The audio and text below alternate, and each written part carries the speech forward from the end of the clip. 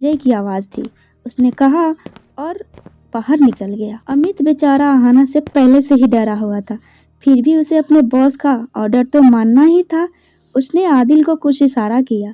आदिल ने छोटू को उठवाया और उसे हॉस्पिटल ले जाने का बहाना बनाकर वहाँ से चला गया।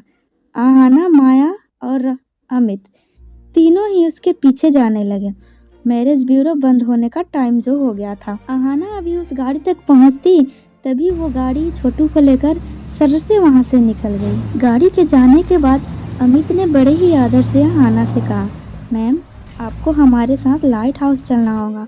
वहाँ कुछ गवर्नमेंट ऑफिसर आए हैं, उनके कुछ सवालों का जवाब देना होगा। मैं कहीं नहीं जा रही, मैं यहाँ से सीधे हॉस्पिटल जाऊँगी। आपको पता भी है छोटू कहाँ है? अगर आपने हमारी बात नहीं मानी तो शायद आप छोटू से कभी नहीं मिले। अब अमित अपने असली रूप में आ रहा था। आहाना गुस्से से चिल्लाई, यू, लेकिन वो कुछ भी नहीं कर पाई। वो चुपचाप कार के पास आकर खड़ा हो गई। कार में आहाना के मन में बार बार एक ही ख्याल आ रहा था, आज मैंने कितने दिन बाद इतना बोली, इतना चिल्लाई, झगड़ा भी किया मैंने। आज क्या हो गया है मुझे? आज से पहले तो मैं कभी इतना नहीं बोलती थी। इधर मन्नत आश्रम में सुनीता जी बार बार किसी को फ़ोन लगाते हुए इधर उधर टहल रही थी। आसपास से बच्चों के खेलने की आवाज़ें आ रही थी। शाम के 5 बज चुके थे। आहाना अभी तक नहीं आई थी। उन्होंने छोटू को फ़ोन लगाया, लेकिन आहाना और छोटू दोनों का फ़ोन बंद सा आ रहा था। मैडम, क्या हम महेश सर को सूचित करें? मदन दादा ने कहा। नहीं, पहले मुझे विजेंद्र से बात करनी होगी। दरअसल विजेंद्र आहाना का हिडन बॉडीगार्ड था, जो हमेशा उसके आसपास ही रहता था। आहाना को ये बात पता था। 10 साल पहले हुए हादसे के डर से महेश जी आहाना को लेकर चिंतित रहते थे, इसलिए उन्होंने विजेंद्र को ये जिम्मेवारी सौंपी थी। इधर विजेंद्र अपने 4 आदमी के साथ अमित के कार का पीछा कर रहा था। अमित को इस बात का अंदाज़ा हो गया। उसने अपनी गाड़ी को अचानक से दूसरे तरफ मोड़ दिया। तभी माया ने कहा, सर क्या कर रहे हैं? हम तो लाइट हाउस के पास आ गए हैं, इधर क्यों मोड़ दिया आपने? कोई हमारा पीछा कर रहा है माया, कहते हुए अमित का हाथ स्टीयरिंग पर कस गया। माया ने अपना सर घुमाकर पीछे देखा और अपने गन को लेकर बॉडीगार्ड के पोजीशन में आ गई।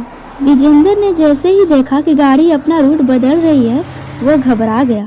उसे किसी अनहोनी का आशंका होने लगा। अचानक ही अमित ने ब्रेक लगाई और गाड़ी एक तेज आवाज करती हुई रुक गई।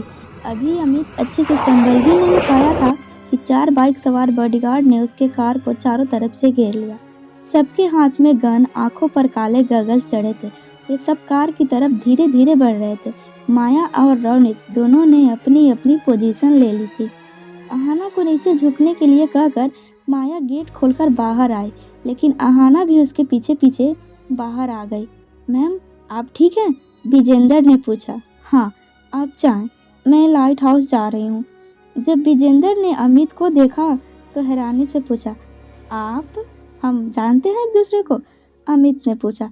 आपको कौन नहीं जानता? विजेंद्र ने हंसकर कहा। आपके मैम का अपहरण नहीं किया है मैंने, ये अपनी मर्जी से जा रही हैं। अमित ने कहा, थोड़ी देर में मैं आश्रम आ जाऊंगी, आप जाइए। नहीं मैम, ये मेरी ड्यूटी है, मैंने सर से वादा किया है, मैं आपको कुछ नहीं होने दूंगा। विजेंद्र ने कहा, तो मेरे सर पे बैठ जाओ या मुझे अपने सर पे बैठा लो। आहाना ने सारा गुस्सा विजेंद्र पर ही उतार दिया था। विजेंद्र हैरानी से अपना मुंह फाड़े आहाना को देखने लगा। दरअसल पिछले 10 साल से वो आहाना की पहरेदारी करता था, लेकिन इतने समय में कभी भी आहाना ने उससे ऐसे बात नहीं की थी। वो हमेशा उसे आप कहती, बहुत ही पोलाइट से बात करती। विजेंद्र ने अपना सर झुका लिया। अमित ने कार का दरवाज़ा खोला और उसे बैठने का इशारा किया। विजेंद्र पैसेंजर सीट पर बैठ गया। माया और आहाना पीछे बैठी और गाड़ी चल दी। लाइट हाउस के शानदार बगीचे में एक 60 से 62 साल का शख्स फ़ोन पर बात कर रहा था। उसके बात करने के तरीके से पता चल रहा था कि वो सबसे छुप कर बात कर रहा है। उसके सभी बाल सफ़ेद हो चुके थे, परंतु वो अभी भी यंग दिख रहा था। सिद्धार्थ दादा ने धीरे से कहा, मालकिन, बड़े बाबा अकेले आए हैं, उनके साथ कोई लड़की नहीं है क्या?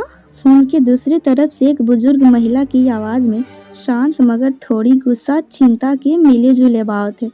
ठीक से देखा तुमने? उसने शादी नहीं की। जी मालकिन। इतना सुनकर उस महिला ने एक जोर की सांस ली और फोन काट दिया। ये रणविजय की दादी थी।